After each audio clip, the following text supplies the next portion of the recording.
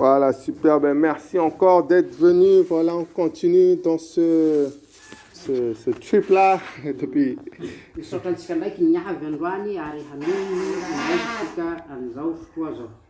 Voilà, du coup, je répète un peu quand on parlait de... On croit que tout est d'abord spirituel hein, pour avoir le succès, pour avoir... tout est d'abord spirituel, voilà.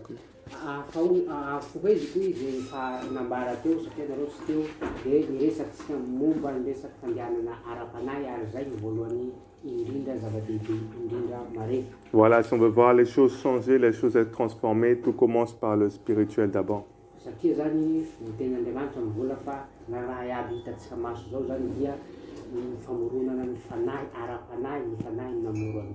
Voilà, j'ai expliqué que j'allais parler du coup d'à peu près, on peut dire, 7 thèmes maintenant, on peut dire ça comme ça.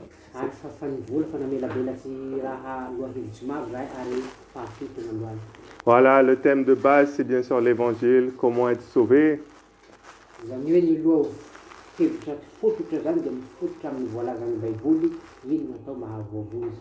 Et puis, j'allais parler aussi de la marche par l'esprit, du renouvellement des pensées, la guérison physique aussi.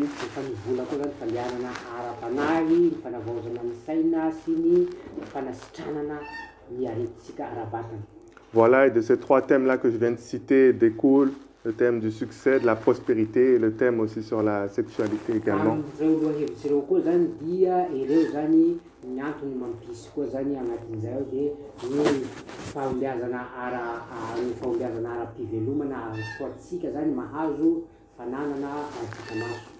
Voilà, du coup, je ferai un petit résumé des 3 thèmes que j'ai pu parler hier, la marche par l'esprit, le renouvellement des pensées, l'évangile, la marche par l'esprit et le renouvellement des pensées. Et la guérison.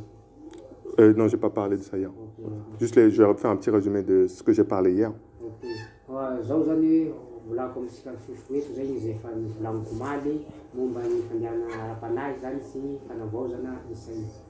Voilà, du coup, hier, j'ai parlé de l'évangile. Je disais que quand on est sauvé, quand on veut aller au paradis, le seul moyen maintenant, c'est par Jésus-Christ.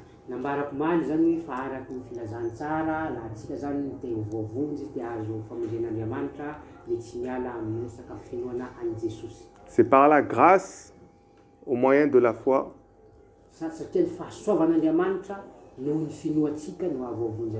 et pas par nos bonnes œuvres. Du coup, maintenant, c'est uniquement par la foi, tout comme le brigand qui était crucifié avec Jésus-Christ n'avait rien fait en plus, mais il a cru seulement au Seigneur Jésus.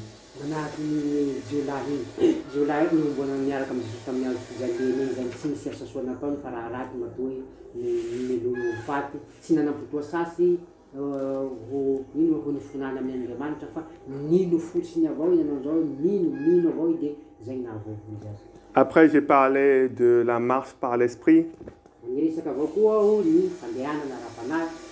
Voilà, j'ai dit qu'une fois qu'on est en Jésus-Christ, maintenant on devenait une nouvelle création, une nouvelle créature.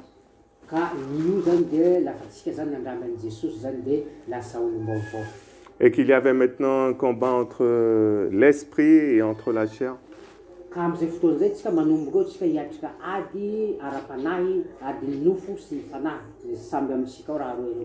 Et la Bible dira qu'en fait, qu'au moment où Jésus-Christ a été crucifié, nous aussi, en fait, on a été crucifiés.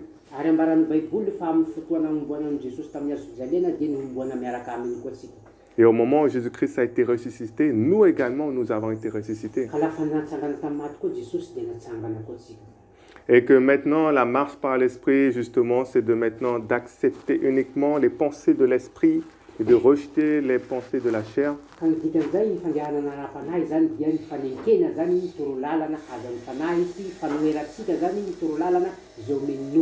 En croyant qu'on a la victoire, parce que la Bible dira que notre chair a été crucifiée, que notre vieil homme a déjà été crucifié.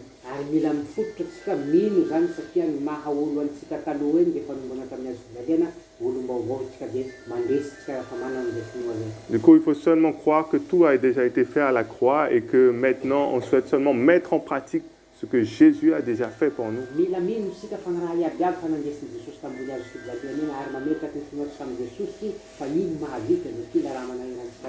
Et tout ça, c'est le renouvellement des pensées, le 3e thème que j'ai parlé hier. Ary zay ny hitarika antsika iresaky ny atao hoe fanovana fanavaozana ny say izay fahatelo loahevitra ny volaniko omaly. Voilà, l'apôtre Paul parlera d'un combat qu'on doit mener et il parlera ici que c'est bien au niveau de nos pensées. Nambaran'ny apôstôly Paul fa misy ady zay tsy maintsy apiahintsika ady ny nofo sy ny fanahy. Voilà, et j'ai parlé de l'importance de prier pour avoir la connaissance qui vient de Dieu. Ary nambarako avao koa ny ahafahantsika hoe zava-dehibe ny vavahantsika mba haneran'Andriamanitra tsika fahelena. Voilà, l'importance également d'avoir une méditation constante de la parole de Dieu nous-mêmes. Ary tena zava-dehibe ny anokanatsika fotoa zany hoe hianatra ny tenin'Andriamanitra sy hisaitsaina azy handinika azy. Et avec le groupe avec qui on était, on a pu également échanger de différents conseils pratiques qu'on pouvait faire pour avoir toujours la parole de Dieu proche de nous. Fa nisy groupe natsanga zany dia satria zay zany miarobele raha nisy groupe atsanga zany dia anatin'ny groupe eo tsika miresaky ny momba an'io mifampianatra fanoro lalana mba hahafahantsika mampitombo ny fahalalana Andriamanitra. Voilà, du coup ça c'était un peu le résumé de la journée d'hier pour ceux qui n'étaient pas là. Zany hoe zay zany fanafotoa zany tsotsotra ny raha ndesamany. Voilà, du coup j'ai parlé de l'esprit avec la marche par l'esprit, de l'âme avec le renouvellement des pensées. Fandesahy teo zany ny fandehanana ara-panahy, ny nofo koa zany sy ny saina. Et maintenant je vais parler maintenant du corps avec la guérison physique. Androany zany tsy hoe miresaky ny vatana amin'ny fanasitranana ara-batana. Voilà, on va parler des différents versets. Qu'est-ce que la Bible dit à ce sujet-là? Ambarako androany zany hoe ino sinaly ny tenin'Andriamanitra mivolan'izay raha zay. Voilà, du coup, je ne suis pas là forcément pour parler de mon expérience, mais de parler de qu'est-ce que la Bible dit dessus. Tsy hoe eto hoe ka hagnambaran'izay dia ny fahalalako ro andesiko eto fa zay voalazan'ny Baiboly ro ambara. Voilà, au cas où si on me pose la question, moi-même personnellement, je ne peux pas dire que j'ai vu forcément de grands miracles ou de grandes guérisons. Mais si la parole de Dieu le dit, c'est la parole de Dieu qui le dit. Lahatsika zany hoe manam-panontaniana mandretra fanontaniana amin'izay raha zay zany na zaho koa zany hoe dia mahita arakin'izay fanontaniantsika zay lafa ambaran'ny Baiboly fa hoe azo azoka na azo atsika fahajanga amin'ny zikila zay raha zay zany dia zay zany ambara. Et moi, mon rôle, c'est de faire un peu comme la bonne terre, comme on voyait dans la parabole du semeur. C'est de garder cette bonne parole jusqu'à qu'elle porte de plus en plus de fruits avec persévérance. Ambara zany manahaky ny fagnoharana ataon'i Jesosy amin'ny tany lonaka zany hoe ary tany io lafa lonaka zany dia afaky maniry zay kilakila raha atsentikinao nahaka izay koa nitsika laha voniny. Voilà, du coup, entrons dans le sujet. Voilà ce que la Bible dit. La Bible dit que Dieu veut la guérison physique pour notre corps. Zao tsika dia hiditra amin'ny ambaran'ny Baiboly androantsika ny Baiboly magnambara fa misy fanasitranana azo atao zany. Voilà, je ne parle pas de guérison spirituelle. C'est vrai qu'il veut aussi une guérison spirituelle au niveau de l'âme ou émotionnelle. Mais là, on parle bien du corps physique que tu as. Misy koa ny fanasitranana ara-panahy io fa tsy zay miresahintsika androany fa ny resahintsika androany dia fanasitranana ara-batana. Voilà, ce qu'il faut savoir déjà, c'est qu'au niveau de la Bible, c'est souvent le cas, il y a ce que je parlais hier, il y a la vérité contre la réalité. Anaty Baiboly eo zany dia misy raha mivola fahamarinana zany zay manohitry izay mifanohitra amin'ny zava-misy hita. C'est-à-dire que la Bible dit parfois beaucoup de choses, beaucoup de paroles, mais si on regarde parfois dans notre réalité ici, on voit le contraire. Io zany magnambara ny Baiboly fa marina tenin'Andriamanitra fa mivola fa lafa ny raha hita maso zany hoe ireo hitatsika dia toa mifanohitra amin'izay ny hita maso. Et il faut savoir ce que Dieu veut de nous, c'est qu'on puisse croire à la vérité pour la voir dans notre réalité. Ka ny takian'Andriamanitra amintsika zany dia hino ny fahamarinana izay ambarany tenin'Andriamanitra fa tsy hino ny raha hita maso. Voilà, du coup, on va commencer à lire dans 1 Pierre 2, versets 23 à 24. Zao tsika hamaky tenin'Andriamanitra ao amin'ny Pierre 1 Pierre 2, Petera voalohany toko faharoa versets 23 à 24. Petera voalohany toko faharoa ny andininy faha roa amby telo amby roapolo sy efatra amby roapolo. Petera voalohany toko faharoa ny andininy faha roa amby telo amby roapolo sy 23-24. Oui. Vakotra izao amin'ny anaran'i Jesosy. Raha novekavekaina izy dia tsy manevateva. Voilà, du coup, la Bible dit que c'est par ces meurtrissures que vous avez été guéris. Ary amaran'ny baiboly zany fa amin'ny aratra sy ny kabokaboky nahazo an'i Jesosy zay fanentiny regny amin'ny alalan'izay azotsika fanasitranana. Voilà, du coup, la Bible dit que la vérité maintenant pour chacun d'entre nous, c'est que Jésus-Christ a porté nos péchés, mais il a également porté nos maladies et qu'on a été guéri par ses meurtrissures. Magnambara ny tena marina ny baiboly fa Jesosy sady nombona tamin'ny azo fijaliana sy vita nombona tamin'ny azo fijaliana fa mbona anday naretintsika iaby tamin'abo hazo fijaliana. Et la Bible nous dira qu'en fait que c'est sur cette base-là que Jésus-Christ pouvait et faisait tous les miracles qu'on voyait. Ary ambaran'ny baiboly avao koa fa amin'ny alalan'io zavatra io zany nahatonga ny Jesosy nanana ny tenin'Andriamanitra nahavita fahazazana maro. Voilà, on peut lire dans Matthieu 8, versets 16 à 17. Ovakitsika ny ao amin'ny Matthieu toko fahavalo ny andininy fahaenina ambin'ny folo sy ny fito ambin'ny folo. Matthieu toko fahavalo ny andininy fahaenina ambin'ny folo sy fito ambin'ny folo. Vakoka izao amin'ny anaran'i Jesosy. Ary noho ny hariva ny andro dia nentin'ny olona tany amin'ny demoniaka maro, ary niteny ny hany no namoahan'ny fanahy ratsy, ary izay narary rehetra dia misitraniny avokoa mba hatanteraka izay nampilazaina ny Isaia mpaminany hoe izy nankany rofintsika sy nitondra ny aretintsika. Amen. Voilà, du coup, on voit ici que Jésus chassait les mauvais esprits, que Jésus guérissait tout le monde. Hitatsika eto fa nanasitra n'olo iaby, nanafa fanahy maloto, najanga ny aretin'olo ara-bata Jesosy eto. Sur une base, c'était quelque chose qui était déjà écrit sur lui. Mifototsy amin'ny raha zay nambaran'ny mpaminany voasoratry anaty tenin'Andriamanitra momba azy. Et la Bible dira que c'est en fait la prophétie que Ésaïe avait parlé. Ary ambaran'ny baiboly fa eto zany dia nitanterahin'i Jesosy ny raha voalazan'ny mpaminany Isaia momba azy. Voilà que Jésus s'était chargé de nos maladies. Zany hoe zany Jesosy zany dia anisan'ny mijaly ary mitondra ny aretintsika. Voilà, du coup, pour la référence, on peut retrouver cette prophétie-là d'Ésaïe dans Ésaïe 53, versets 4 à 5. Ary mbo hitatsika ndraiky koa zany io tenin'Andriamanitra io zay ambara any amin'ny Isaia chapitre 53, Isaia efatra amby dimampolo du verset 4 à 5. Voilà, Ésaïe 53, versets 4 à 5. 53. Oui, Ésaïe 53, versets 4 à 5. Donc zany hitatsika amin'ny Isaia toko fahatelo amby dimampolo ny ambin'ny fahaefatra sy ny fahadimy vakoa izao nitondra ny aretintsika tokoa izy sady nivesatra ny fahotantsika ka androisika kosa no nanao azy ho nokapohina sy nasian'Andriamanitra ary napahorina nefa izy dia voalefina noho ny fahadisoantsika sy nitorotoroina noho ny elontsika sy nampijaliana nahazoantsika fihavanana no namelezana azy ary nidiakapoka taminy no nahasitrana antsika. Amen. Voilà, du coup, pour résumer cette section déjà, la Bible dira qu'en fait, qu'au niveau de la vérité, Jésus-Christ, depuis le commencement, depuis toujours, a porté les maladies de tout le monde. La fehezy hoe nambaran'ny baiboly koa zany dia nanomboka baka ambonilohany agny namoronan'izao tontolo zao zany fa kay Jesosy io fa nanday ny aretintsika fa nanday ny fahadisoantsika. Voilà, c'est ce que Ésaïe va dire des centaines d'années avant que Jésus arrive. Satria laha jerentsika fa mbo tsy avy Jesosy eto fa nivolagniny teo mpaminany Isaia ty raha ty donc zany fa nanday ny aretintsika hatramin'ny voalohany Jesosy. C'est ce qui va se passer après dans le ministère de Jésus.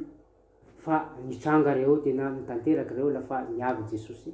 Et c'est ce que Pierre après va rappeler également que Jésus-Christ a déjà porté nos maladies. Ary nampahatsiahy ny apôstôly Petera amintsika koa tafara tatoa fa Jesosy efa nanday ny fahadisoantsika. Et maintenant, ça c'est la vérité et ça c'est important qu'on puisse le comprendre que dans la vérité, ça c'est quelque chose qui est déjà accompli. Ary zay zany tokony raha tokony ho tena ho fantaritsika tazomintsika amin'izao fa anisany ty reto raha nitenen'ny tenin'Andriamanitra reto zany dia marina avokoa zany ary tena tokony hipetraka amin'ny fahamarinantsika. Voilà, c'est pas quelque chose qu'il va faire plus tard.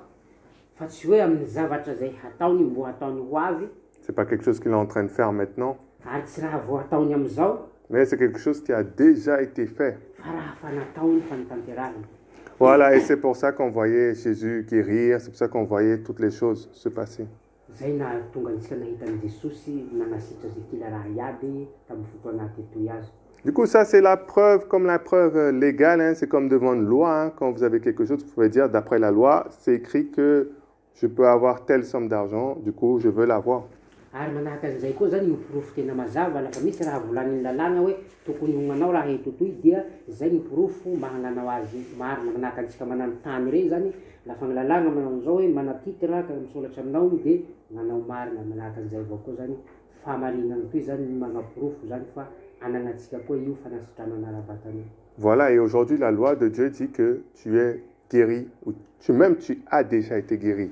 Ary baiko n'Andriamanitra ny tena mivola zany fa tsy raha mivorona hoe iha dia olo azo sitrany mahazo fahasitranana dia marina reny.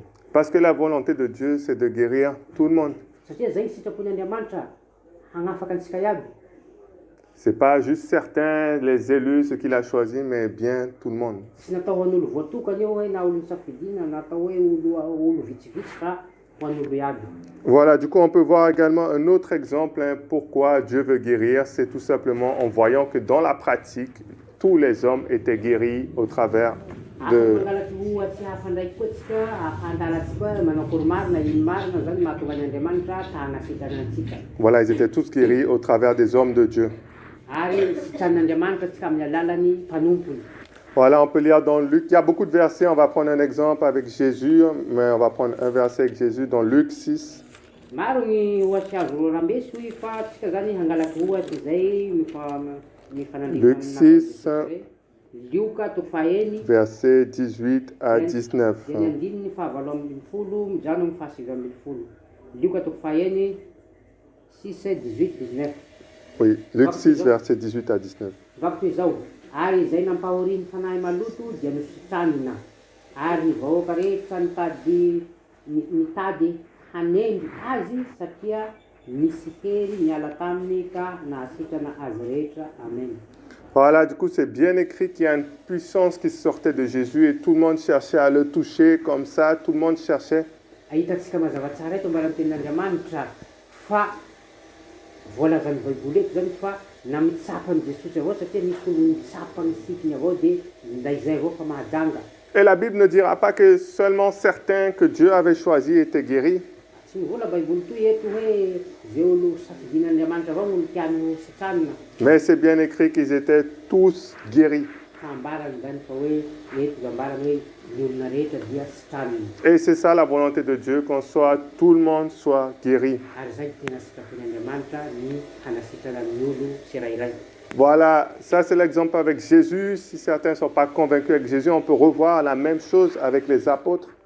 Zay zany ny ohatsy zany zay nataon'i Jesosy fa laha atsika zany hoe mbo misalasala zany mbo misy sy manaiky zany dia afaky mijery ohatsy hafa ndraiky tsika any amin'ny asan'ny apôstôly.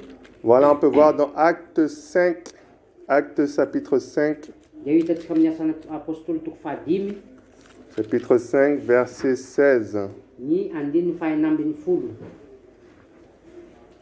Apôstôly 5 à 16.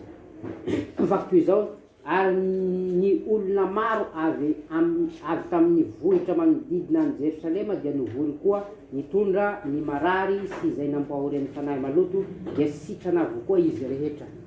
Voilà, du coup, il dit bien qu'on emmenait, on emmenait aux apôtres, on les emmenait des personnes possédées, qu'on emmenait des gens malades. Et la Bible dit qu'ils étaient tous étaient guéris. Ambarany Baiboly eto koa fa tsy Jesosy nanasitrany etoa fa ny olo iaby magnodidina mipetraky magnodidina dia nandesy tamin'ny mpianatsy Jesosy ireo dia ambarany Baiboly eto fa nanasitrana ny aretin-drozy nanasitrana ny fanahin-drozy reto mpianatsy reto. Pierre ou Jean n'ont pas dit « Ah non, pour toi, Dieu veut quelque chose d'autre, Dieu veut quelque chose de spécial pour toi. » Petera tamin'izay fotoana izay tsy nivola hoe tsy iha avao no tiany Andriamanitra ho sitrany na iha avao koa no tiany Andriamanitra hatao an'izao. Il ne veut pas te guérir à toi, il a quelque chose de mieux. Dia tsy nambarany fa hoe iha avao no tiany Andriamanitra hanova zavatra tsara. Mais il a bien dit, on voit bien ici que tout le monde était guéri sans exception. Fa ambarany Baiboly eto fa zay olo nandesy eo iaby dia sitrana ary tsy ny sitrana. Voilà un autre exemple encore qu'on peut prendre bien plus après encore dans la vie de Paul aussi également. Mbo afaka mangalaky ohatsy hafa ndraiky koa tsika amin'ny fiainan'ny Paoly apôstôly. Voilà, toujours dans le livre de Actes, chapitre 28.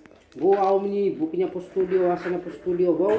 Actes, chapitre 28, Any amin'ny toko faha 8 versets 7 à 9. ny andiny fahafito sy ny fahavalo. Mivako toy izao: ary teo ankaikin'io dia nisy nisahany Popilo, mpanapaka minosy, izay nandray anay ka nampiantrano anay tsara hateloana, ary narary nitazo sady nivalandra ny rany Popilo, ary Paoly niditra teo aminy ka nivavaka sady nametraka tany dia nahasitra anazy. Amen. Voilà, du coup, on voit qu'il y a le père de Publius qui était malade, et on voit qu'après, ils ont appelé d'autres malades également, et la Bible dit qu'ils étaient guéris. Hitantsika eto fambaranten'Andriamanitra fa ity nisy lehilahy mpanapaka zay narary ary tena narary mafy, fa lafa nivavahany ndraiky mpianatsy Jesosy dia nisitrana. Et ça a toujours été comme ça la volonté de Dieu, que tous les hommes puissent être guéris. Mitovy amizay avao koa zany ny sitrapon'Andriamanitra tiany tsika iaby reto ho sitrana. Voilà, du coup, si c'est tout le monde, c'est toi aussi, c'est moi aussi que Dieu veut qu'on soit guéris. Ny atao zany hoe ny atao hoe ny olo rehetrarehetra dia agnatin'izay iha tiany ho sitrany, agnatin'izay zaho tiany ho sitrany. Voilà, on n'est pas mieux que les autres, mais on n'est pas pire non plus que les autres. Tsy midika zay fa tsika zany ro olo soa mihoatsy ny rehetra, na tsika ro olo maloto mihoatsy ny rehetra. Et ce que Dieu veut, c'est qu'on puisse nous également saisir cette guérison-là. Fa ny tiany Andriamanitra zany dia tsika mitovy iaby tiany samy ho sitrany amin'ny arety iaby mahazo antsika. Voilà, parce que la vérité, c'est que Dieu ne veut pas que tu le gardes pour toi, parce que quelqu'un a déjà payé, et ça, c'est Jésus-Christ.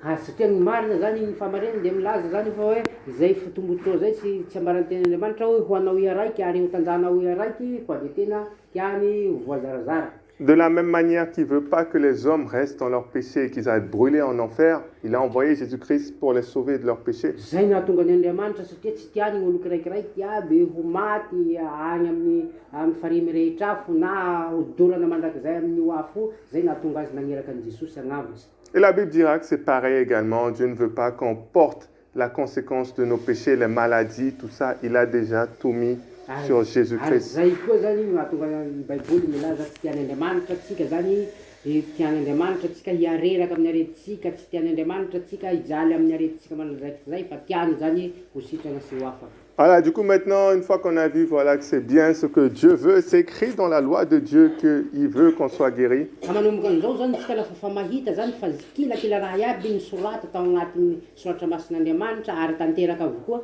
Voilà, on voit dans la pratique aussi les hommes qui mettent en pratique la parole de Dieu. On voit que les hommes sont tous guéris également. Ary tsy agnaty Baiboly avao mahitantsika an'izay fa tena hitantsika koa zany le olo mahavita mpanompon'Andriamanitra, tena mahavita magnafaky, tena mahavita miasa mahajanga ny arety maro samihafa. Voilà, maintenant on s'intéresse maintenant comment recevoir pour nous la guérison maintenant. Ary tokony ho liana zany tsika hangetaheta an'izay fanafana zay koa zany mba ho azotsika manomboka am'izao. Voilà, du coup, comme je disais, c'est une vérité qui existe, mais ça se peut qu'on ne la vive pas encore dans notre réalité. Zany hoe zany na zay nambarako hoe io zany raha marina ary tena zava-misy, fa lafa tsy tiatsika zany ny ho hahazo an'ireo hisitraka an'ireo dia sahala raha tsy misy. Et du coup, maintenant, c'est de pouvoir saisir ça pour nous et de le prendre pour nous et le voir, la guérison dans notre corps. Ary am'izao zany dia tokony tsika anjaratsika koa zany hoe mba mandramby an'ireo mba hahazo amin'ny fanasitranana io ary mba ho azotsika ho antsika koa ambatatsika. Et la vérité, c'est qu'en fait, c'est aussi simple que d'être sauvé.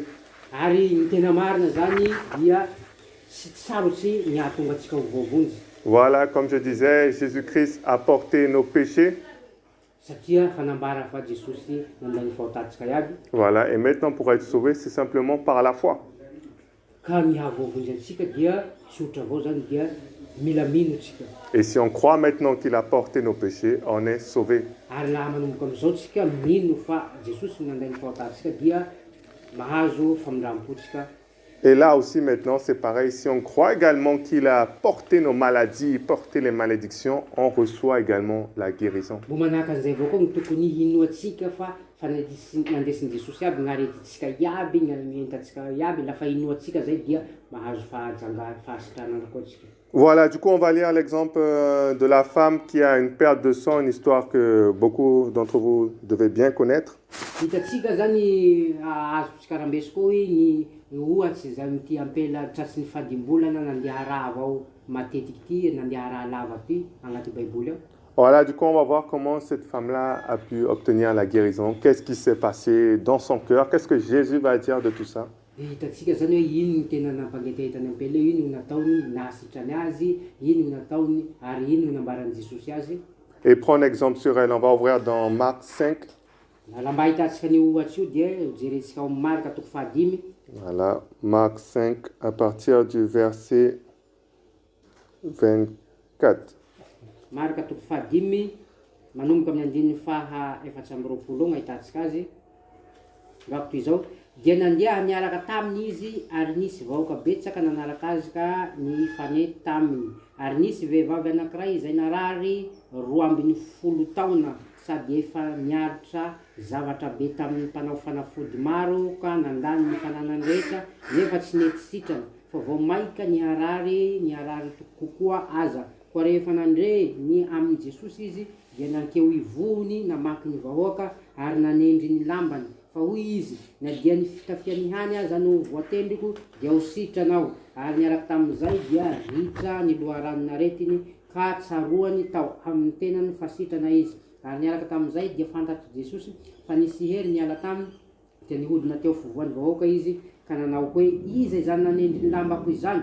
Fa hoy ny mpianany taminy, hitanao izao vahoaka mifanety izao amin'izao ka hoy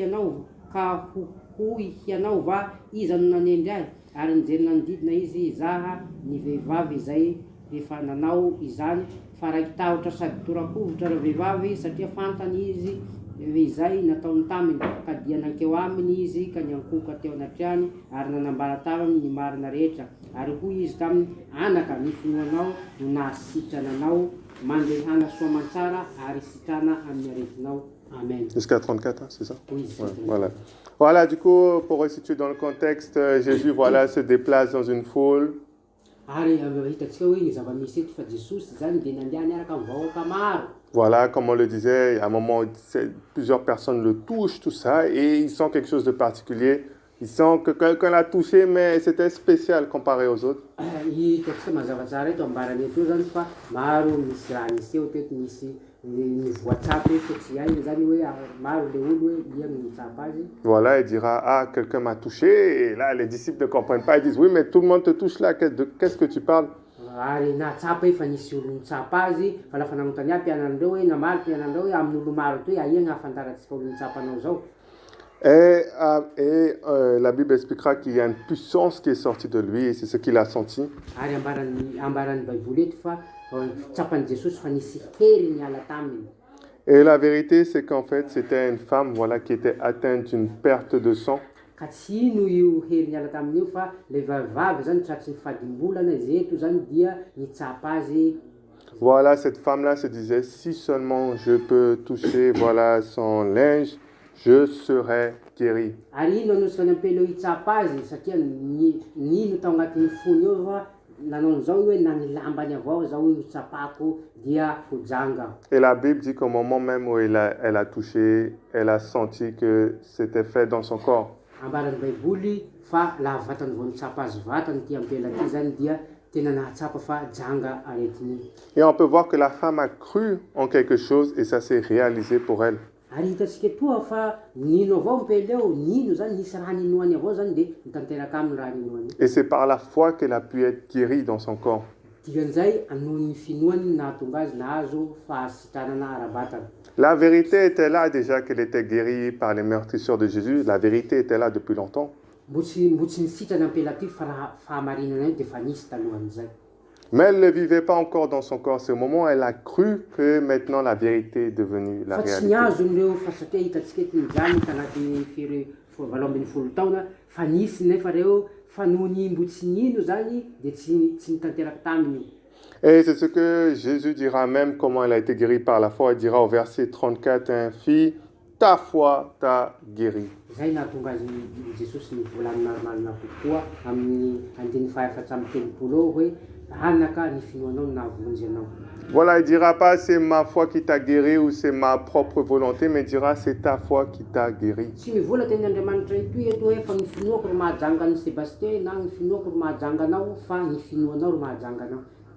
Et maintenant, c'est pareil pour chacun d'entre nous. Si on croit à cette vérité, si on croit que véritablement il a porté nos maladies, on peut le vivre aussi dans notre vie. Ary mitovy amintsika iaby ity fahamarinana ity, raha minitsika kiraikiraiky reto zany zay raha inoatsika zay mitateraka amin'ny fiainatsika. Et tout ça, c'est par la foi et c'est comme ça qu'on reçoit les bénédictions, les promesses de Dieu dans notre vie. Satria amin'ny alalan'ny finoatsika zany no azoatsika ny fitahin'Andriamanitra sy ny fampanantenana nataony Andriamanitra amintsika. Voilà, on peut voir un peu qu'est-ce que Jésus peut dire dans la foi avec un des versets les plus connus dans Marc chapitre 11. Etsika hanaraka zany ny ino marina zany ny lazain'i Jesosy momba ny fahamarinana io, hitatsika amin'ny Marka chapitre 11, Marka toko faharaiky ambin'ny folo versets 23 et 24. Marka 11, 23, 24 mivaky izao. Lazaiko aminareo marina tokoa, nazovy no ilaza amin'ity telombohitra ity hoe nifindraka mianjera any an-dranomasina ka tsy hiahanahana ao am-pony, fa ino fa ho tonga ny zavatra lazainy dia ho avy izany. Koa lazaiko aminareo na inona no tononinareo amin'ny fivavahana sy angatahinareo dia minoa fa efa nandray ianareo dia ho azonareo izany. Amen. Voilà, du coup la Bible dit que ce qu'on voit cette montagne-là, et si on la dit déplace-toi, et si on ne doute pas dans notre cœur, hitatsika mambaran'ny Baiboly eto fa ny habevatan'ny tendrombohitra la atsika miniko manao an'izao hoe mengay roya ka mitsoropohan-dranomasina la tanteraka. Et si on croit que ce qu'on dit arrive, ka la voavatany inoatsika zany hoe raha volanitsika iny zany inoatsika fa hoe tonga raha inoako toy, ben la Bible dira qu'on le verra s'accomplir. Ary ambaran'ny Baiboly fa ho hitatsika fa ho tanteraka zay. Du coup, c'est ça vraiment le principe spirituel, c'est de croire d'abord les choses dans l'invisible et croire que ça va se manifester dans le visible, dans la Ary réalité. zay koa gn'ambaran'ny Baiboly ny fototry ny ara-panahy zany dia mifototry amin'ny resaka finoana ary lafa mino isika dia tonga ho azy ny zavatra inoatsika. Et c'est pour ça que Jésus dira au verset 24, tout ce que vous priez ou tout ce que vous désirez, croyez que vous l'avez reçu. Ary zay Voilà. gn'ambaran'ny Ary zay ny ambaran'ny Baiboly eto hoe zay rehetra angatahinareo sy ivavahanareo minoanareo fa efa nandray be dia be dia tanteraka aminareo zany. Et c'est alors qu'on le verra s'accomplir. Ary ho hitatsika zany fa ho tonga tokoa zay zavatra inoatsika. Voilà, du coup les choses sont simples, hein. C'est simplement par la foi qu'on reçoit la guérison. Raha tena marina tsotsotra raha ty zany, tsotsotra zany tsy sarotsy fa mila mino avao tsika. C'est pas en le méritant, en étant un bon chrétien. Tsy iha zany ro hoe natao hanao raha zay na natao an'ny hafa na natao hoe kristiana tena izy nanovan'izay fa tsika iaby. D'ailleurs, même les gens que Jésus guérissait, ils n'étaient pas tous forcément chrétiens. Hitatsika fa gn'olo iaby nositran'i Jesosy regny tsy voatery ho ny kristiana iaby. Mais ils avaient la foi seulement en Fa olo Jésus. re zany nana finoa avao hoe la tsy mivavaky rozy mino avao hoe Jesosy mahavita manasitra anazy de miavy de mijabo. Voilà, ils avaient la foi qu'il était capable de guérir et qu'il voulait guérir. C'est pour ça qu'on s'approchait de lui, ils s'approchaient avec l'attente d'être guéri. Nino avao rozy fa hoe vitan'i Jesosy ny mahajanga androzy dia namonjy an'i Jesosy rozy dia lafa niavy eo dia Jesosy tena nasitra androzy tokoa. Voilà, du coup, les choses sont très simples. Maintenant, le but maintenant qui doit se passer, ce qui doit se passer maintenant dans notre cœur, hein, Zany hoe zany tsotra ty zavatra ty zany fa ny raha tokony io ny raha tokony io zany hoe hipetraka agnatin'ny fotsika ao zany ny raha tokony antenaitsika agnatin'ny fotsika ao dia pour recevoir la guérison et voir encore de plus grands miracles, de plus grandes choses se passer dans notre vie, dia miazo atsika fahasitrana sy fahagagana bevata amin'ny fiainatsika. c'est de commencer à retirer tous les doutes qu'il pourrait y avoir dans notre cœur. Dia ny mba ezahatsika hangalaky ny fisalasalahana mipetraka agnaty fotsika ao iaby. Voilà, en étudiant la parole pour être pleinement convaincu que Dieu veut guérir et il va le faire là. Ary efa tena mifototra amin'ny voalazan'ny tenin'Andriamanitra zany mianatry ny momba an'io zany dia lafa inoatsika eo dia mifikitra amin'io tsika dia tanteraka. Et c'est cette partie-là qui peut prendre un peu plus de temps. Ary am'izay fotoana zay zany ro mila fotoana ho antsika ny mandinika an'io tenin'Andriamanitra eo. Voilà, parce que malheureusement, dans notre vie, on peut vivre beaucoup d'expériences ou entendre beaucoup de mauvais enseignements dessus, et ça peut bloquer notre cœur. Fa ny tena mampalahelo am'izao andro iaignatsika zao, maro mikaiky efa hitantsika amy zava-misy, misy ny resaky fampianarana sandoka mbegny, misy ny raha fahagagana ataon'olo sandoko mbegny, rey koa ro mampisavorovoro ny finoatsika. Et notre cœur n'est pas en position pour croire pleinement que Jésus veut guérir. Et si on n'est pas dans ce stade-là, la guérison ne se manifeste pas, ou pas rapidement en tout cas. Ary lasa tsy mipetraka ho tena mino ny fotsika am'izay fotoan'izay, tsy mipetraka ho mino an'i Jesosy fa mahavitana noho n'izay raha maro hitantsika manodidina zay. Voilà, les choses sont simples uniquement par la foi et on reçoit la guérison, on reçoit le pardon de nos péchés. Toutes les deux sont pareilles. Zany hoe zany tsy mila raha lavitsy any tsika fa lafa tao sitratsika mila mino avao miaiky zany tsika mino fa hoe vitan'i Jesosy mahavita fanasitranana. Voilà, ça c'est au niveau de la Bible, ça c'est au niveau de ce qu'on peut voir, les doctrines, les exemples qui nous sont donnés. Zany hoe tsy raha forony zao fa hita agnaty baiboly ao, hita agnatin'ny fotom-pampianarana ny fototra agnatin'ny baiboly ao. Et je veux quand même parler un peu des expériences que les gens peuvent vivre dans leur vie. Afaky miresaky koa tsika zany le hoe ny tsaiky efa maro hitatsika zany amin'ny iainan'olona am'izao. Voilà, comme je disais, hein, c'est la parole de Dieu. Il faut choisir, soit tu choisis de suivre la parole de Dieu, soit tu choisis de suivre les expériences de ta vie.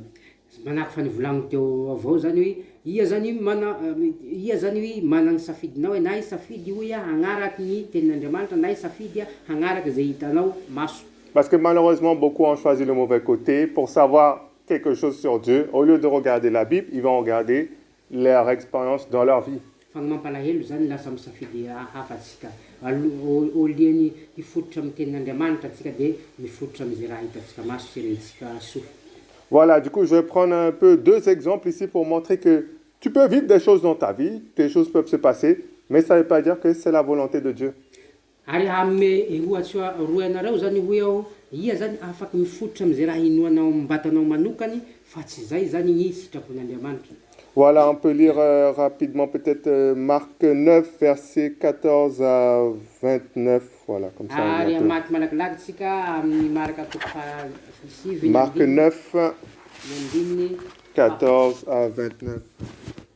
Vakitsika malakilaky ny tenin'Andriamanitra ao amin'ny maraka toko fahasivy ny andininy fahaefatra ambin'ny folo mijano amin'ny fahasivy amby roapolo mivaky teo zao amin'ny anaran'i Jesosy. Ary noho tonga teo amin'ny mpianatra izy dia nahita vahoaka betsaka manodidina azy sy mpanora-dalàna niady hevitra taminy. Ary niaraka tamin'izay noho nahita azy ny vahoaka rehetra dia nitalanjona ka niazakazaka nanantona sy niarahaba azy.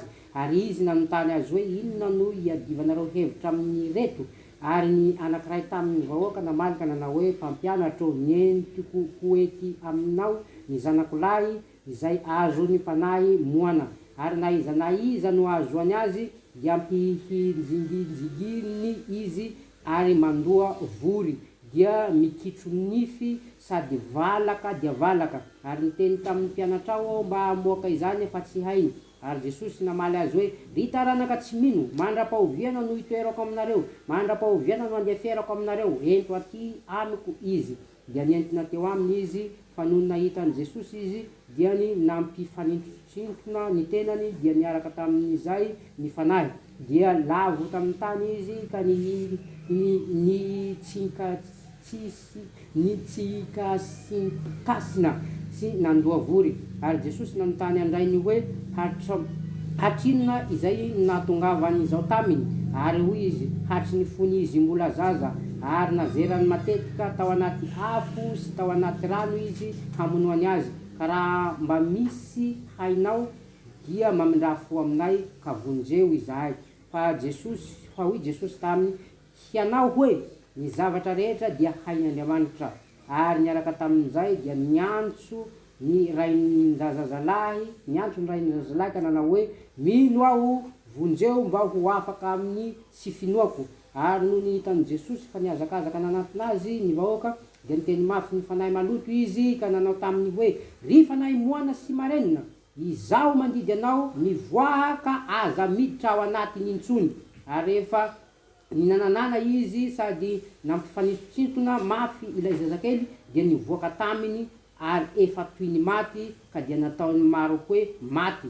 fa Jesosy nandray ny tanany ka nanarina azy dia nitsangana izy ary rehefa tonga tao an-trano Jesosy dia nanontany azy mangingina ny mpianany hoe izahay tsy nahavoaka azy ary hoy izy taminy iny karazana iny tsy mba azo avoaka amin'inona afa-tsy ny amin'ny fivavahana. Amen.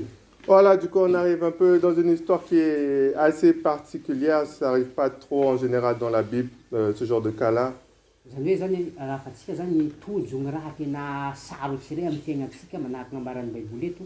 Voilà, du coup, si on regarde un peu avant, Jésus donne le pouvoir de chasser les démons, de guérir les malades. Il envoie ses disciples. Lafa nihitatsika Jesosy nagnome ny hery eo an'ireo mpianatsiny ireo ary nandefan'ireo mpianatsiny ireo zany handeha hitety tany hanasitrana olo. Voilà, même à un moment, on verra que dans d'autres passages, qui reviennent et qui disent « Waouh, même les démons nous sont soumis ».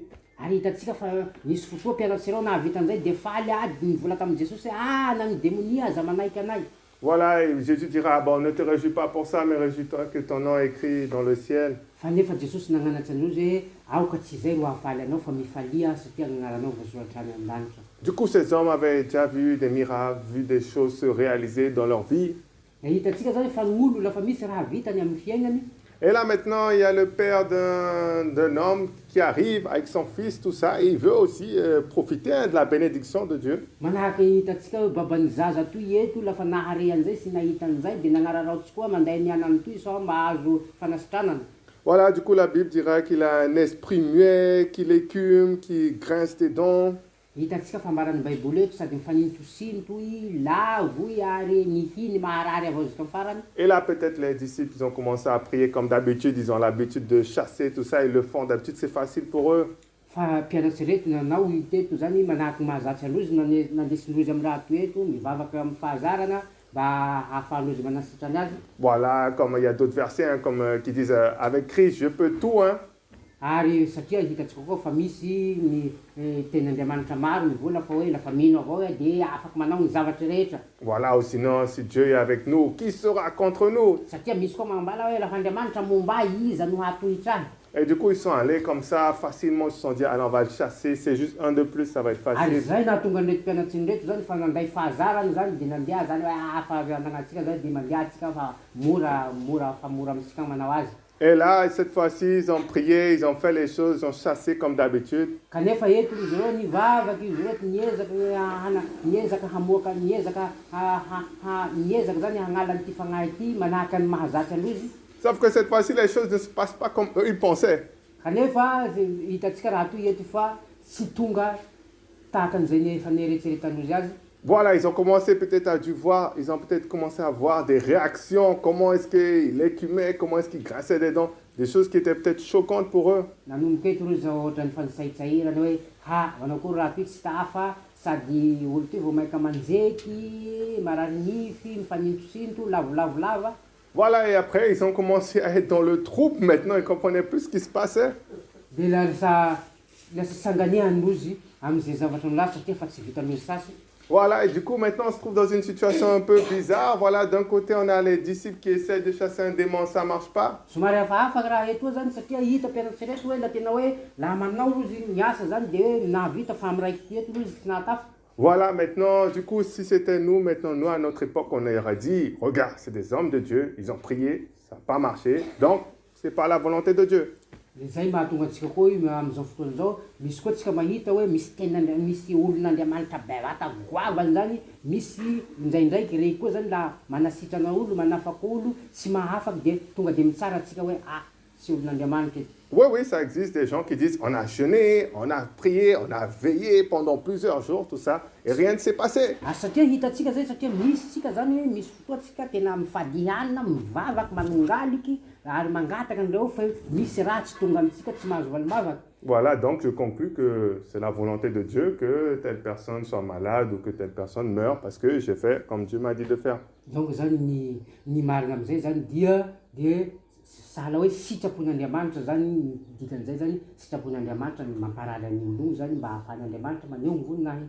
Et aussi, ils auraient pu conclure pareil, vu que Jésus les avait dit ça, que ça n'a pas marché, c'est que ça ne vient pas de Dieu. Ary na Jesosy koa zany nivolan'izay zany nivolan'izay koa Jesosy amin'ny lafiny maro zany nivola hoe lafa tsy sitrapon'Andriamanitra hoe dia tsy tanteraka.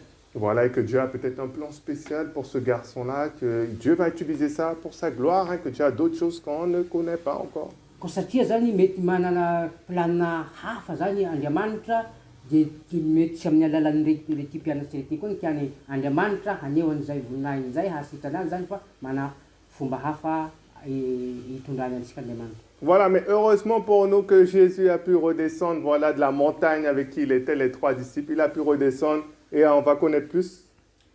Hanony asoandra fa Jesosy satria mbo teo Jesosy baka amin'ny tendrombohitra eny zany de niaraka tamin'reto mpianany telo lahy retoa. Et voilà ce qu'il dira en tout cas. Ary nagnambara i.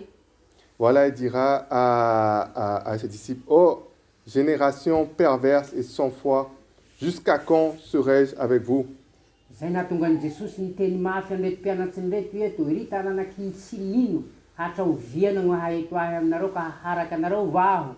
Du coup, la première réaction de Jésus, c'est de voir tout simplement que, en fait, les disciples, vous ne croyez pas. C'est pour ça que la chose ne se passe pas. Zany hoe nitiany Jesosy ambara am'izay zany de hoe mahita Jesosy fa tsy mino mpianany retoa tsy mino hoe ho tanteraky le raha. Voilà, tout le monde est confus dans toute cette histoire-là. Même à un moment, le père du fils maintenant commence à parler aussi avec Jésus. Ny olo zany de hoe sahala natsika zao zany tsy mahita zany fa mampisafotofoto ny eritseritsy raha toy eto satria miresaky mombany. Voilà, il commence à dire, voilà, depuis petit, il le jette dans l'eau, il le jette dans le feu. Mais si tu peux faire quelque chose, si tu as compassion, aide-nous. Hitatsika zany ny tena fitorotoroan'ny babanjaza toy eteto fa ampio zahay laha afaky manasitrana azy fa ity lavolavo amin'ny afo latsaka amin'ny rano ary tena tiany raha fagnahy toy vonoa. C'est comme ce que lui-même, il commence même à douter un peu, est-ce que Jésus est capable de le faire aussi? Na i koa zany de hitatsika ray aman-dreny toy eto somary de tena tsy sura zany hoe fa Jesosy dia havita nasitrana anakilahiny toy. Et c'est là qu'on aura la fameuse phrase hein, qu'on entend beaucoup à l'église, hein, qui dira, si tu peux seulement croire, et qui dira, tout est possible, juste après, tout est possible à celui qui croit. Zay mahatonga antsika zany na agnaty fiangonagnatsika mahare bebe kokoa ny hoe lafa iha mino ary manampinoana de tsy misy raha tsy ho tanteraky. Et après, la Bible dira que le Père dira, je crois, aide mon incrédulité. Zany hoe zany zay nahatonga nyty ray aman-dreny zaza ty nivoleto hoe mino Jesosy eo ary ampio mba ho afaka hiala amin'ny tsy finoako.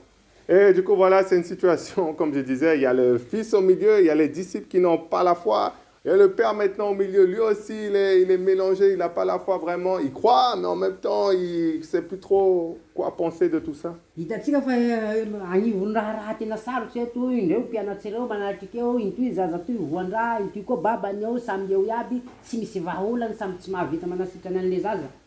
Et heureusement que Jésus-Christ était là encore pour nous montrer l'exemple, nous montrer le modèle par une parole simplement.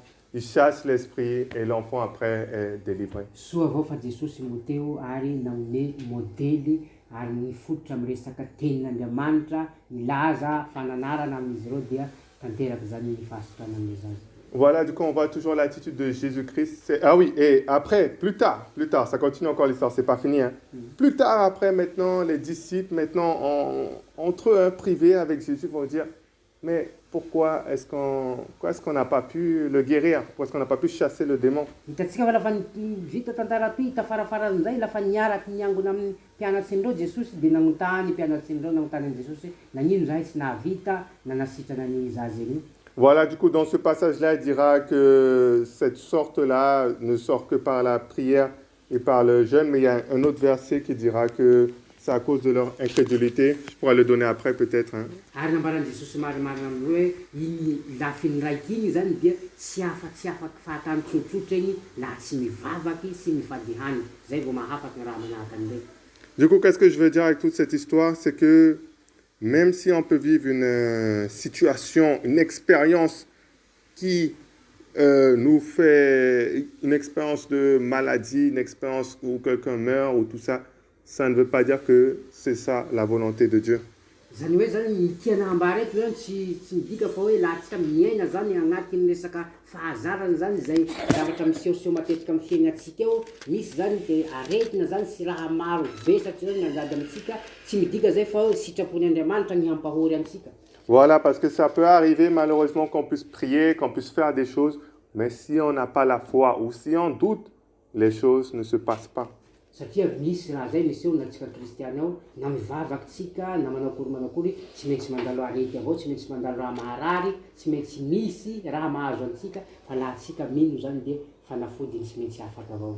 Voilà, du coup, je disais qu'il y avait un autre passage qui disait que Jésus-Christ a dit que c'est par la foi qu'ils auraient pu retirer le démon. Ary misy koa zany tenin'Andriamanitra hafa koa nambaran'i Jesosy zany ambarantsika koa zany fa amin'ny alalan'ny finoana eo de tena mahasitona. Voilà, du coup, on peut lire dans Matthieu 17, versets 19 à 20. Hitantsika Matthieu 21 même. Matthieu toko fahafito ambin'ny folo verset 17 à 21. de ovakitsika amin'ny andinin'ny fahafito ambin'ny folo. Non, pas 19 à 21, pardon.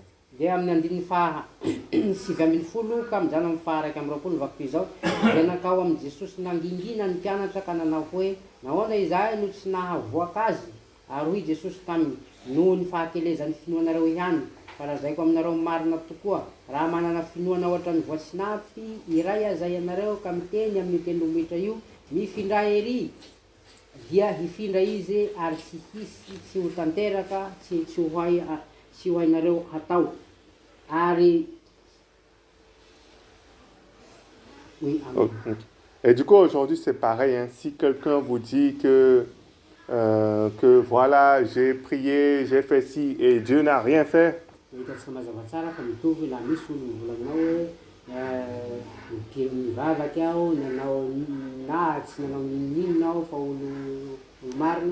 Voilà, on a prié pour la guérison, on a jeûné, on a imposé les mains, on a mis l'huile, on a fait tout ce que tu peux imaginer.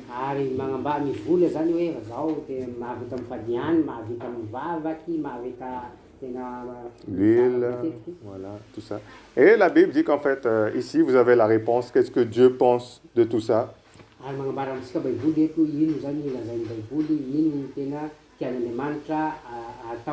Et la réponse de Dieu, c'est parce que tu n'as pas cru.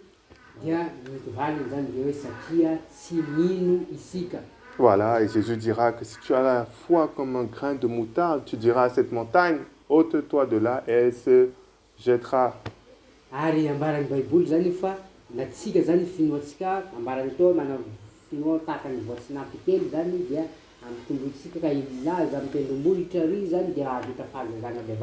Et rien ne sera impossible.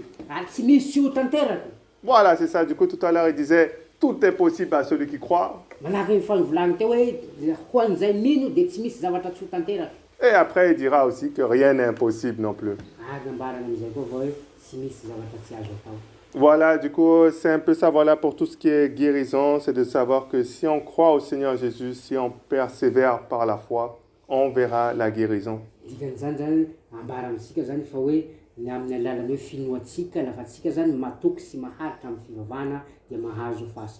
Voilà un encouragement à ne pas baisser les bras au premier coup.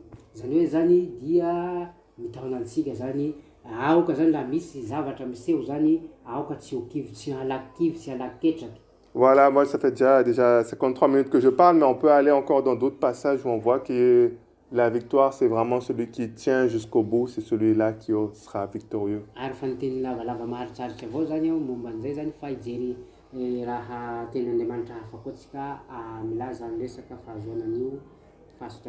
Voilà, si on travaille sur notre cœur pour que notre cœur soit prêt à croire comme il faut,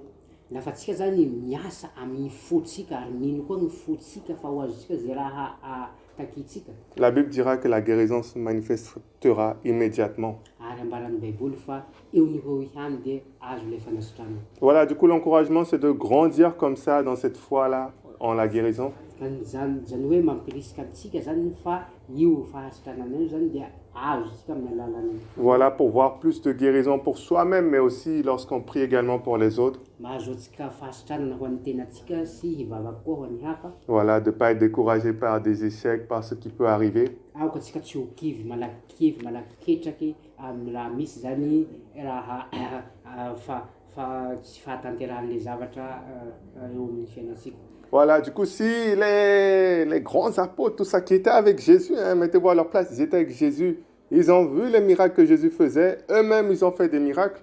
Zereotsika fa mpianatsy Jesosy apôstôly bevatany ireto ary tamin'ny andron'i Jesosy koa de tena nisy zavatra tsy nivitandrozy. Si eux-mêmes à un moment ils ont pu avoir un échec ou ils ont pu voir que les choses ne marchaient pas, Ka laha rozy zay ataontsika hoe apôstôly bevata aza nahita zavatra zay tsy nitanterakin-drozy tamin'ny andron-drozy. voilà, toi aussi ne te décourage pas, si toi aussi ça peut t'arriver dans la vie. De manahaka an'izay koa tsika tokony tsy ho kivy tsy ho ketraky tsika satria mety misy koa zany fiainantsika, misy koa raha apetratsika mbavaky ny tsy tanteraky fa tsy tokony hahakivy antsika. Voilà, mais l'encouragement c'est de revenir à la parole de Dieu et que comme le père hein, qui était avec le fils lunatique, Fa ny tena fampirisiana antsika zany dia ka mila vahaolana hafa fa mipolia amin'ny tenin'Andriamanitra avao manahaka nataon'ny baban'ny zaza toy eto na dia tsy nino zany mitodika amin'ny tenin'Andriamanitra dia mitodika amin'ny Jesosy dia zay nahazoany fahajangana. de dire au Seigneur, je crois, mais en même temps il y a une partie de moi qui ne croit pas. De magnambara hoe mino aho amin'ny lafiny raiky nefa koa misy zany lafiny amintsika mivola hoe tsy mino loatsy aho. Aide-moi Seigneur Jésus comme il a pu crier à Jésus. Ary mila mangataka amin'ny Jesosy sika hoe ampio Jesosy manahaka ilay nataon'ny baban'ny zaza toy. Et la Bible dira que le Seigneur sera là pour nous aider, pour nous fortifier dans la foi, pour qu'on puisse véritablement voir ces miracles, voir ces signes et ces prodiges se Ary ambarany manifester. baiboly antsika amin'izay fotoana zay fa lafa tsika mipetraka amin'izay lafiny fihinana zay zany dia magnambara amintsika izy dia mahazo tsika sady mahazo fahajangana tsika no mahazo fahagagana amin'ny finantsika. Voilà ce que j'avais à dire en quelques minutes. Je pense que sinon ça fait un peu trop long pour cette partie-là. Voilà, 56 minutes pour ça. Voilà, je ne sais pas s'il y avait peut-être des questions ou si vous avez des témoignages aussi à raconter. Moi, je suis heureux d'entendre ce que Dieu peut faire ou ce que Dieu a pu faire dans votre